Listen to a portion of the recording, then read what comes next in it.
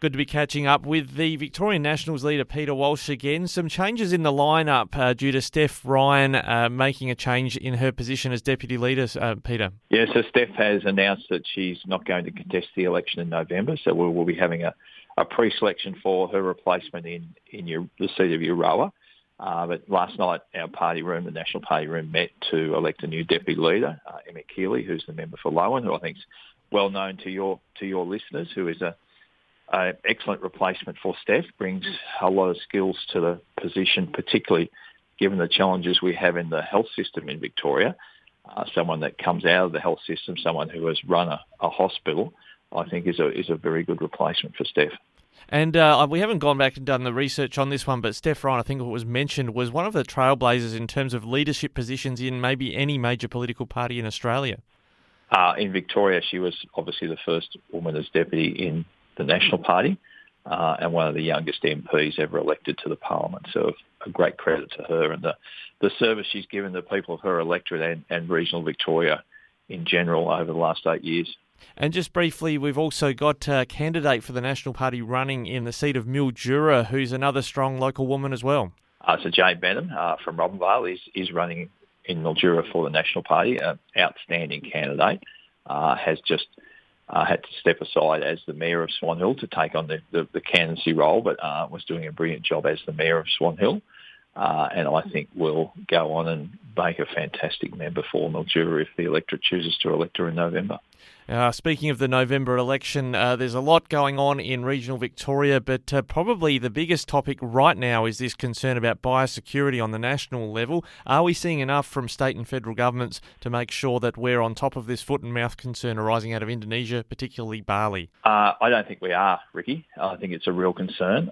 Last week I actually wrote to the new federal minister asking him to do more with biosecurity, particularly at our airports. My view is that all passengers coming from anywhere in Indonesia should be stopped and questioned. It shouldn't just be if they tick I've been on a farm box. And they should have their luggage checked. They should have their footwear either should go through a foot dip or it should be destroyed. I think it's just too important not to do those sorts of things.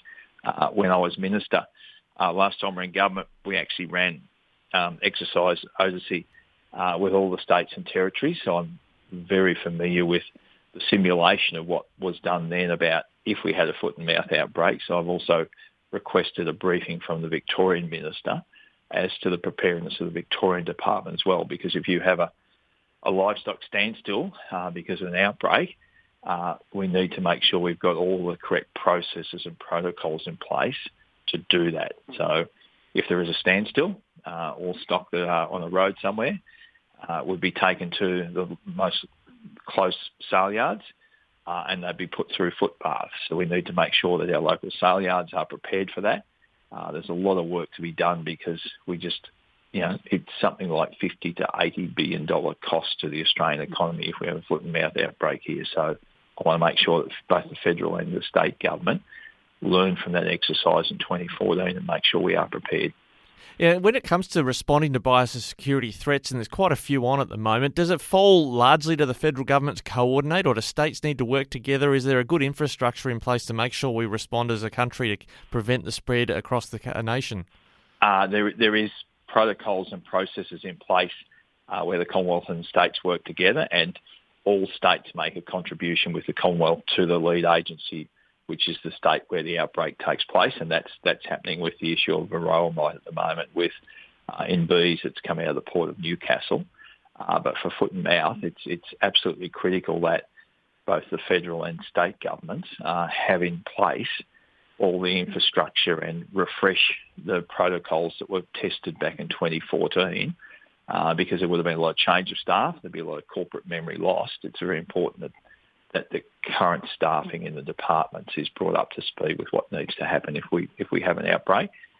And more importantly, as we started with this conversation, Ricky, let's get the biosecurity tighter at airports so the risk is reduced. Let's make sure that everyone that comes in from Indonesia actually has their luggage inspected, has their footwear put through a foot bath or is destroyed, not just thongs, as being talked about at the moment. It should be all footwear because in reality, a lot of the places in Indonesia, there are effectively cattle walking down the street, same place that people walk. Now, when you look at the infrastructure, like you say, the staffing to manage biosecurity, we look at the threats. You've got varroa mite, you've mentioned, foot and mouth, as well as lumpy skin disease in Indonesia. We had Japanese encephalitis, pigs and horses recently still about the place.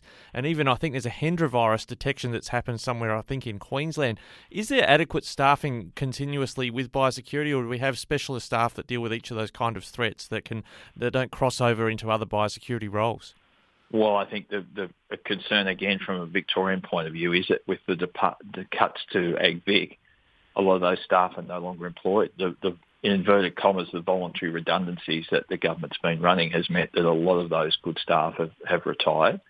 And this is why it's so important to make sure the staff that are currently there are brought up to speed, because a lot of the corporate memory went out the door with those voluntary retirements. Well, Peter Walsh, it is an important discussion. We've been talking about it regularly here on Flow. Thanks for filling us in on the Victorian end, and we look forward to talking to you again soon. Thanks, Ricky.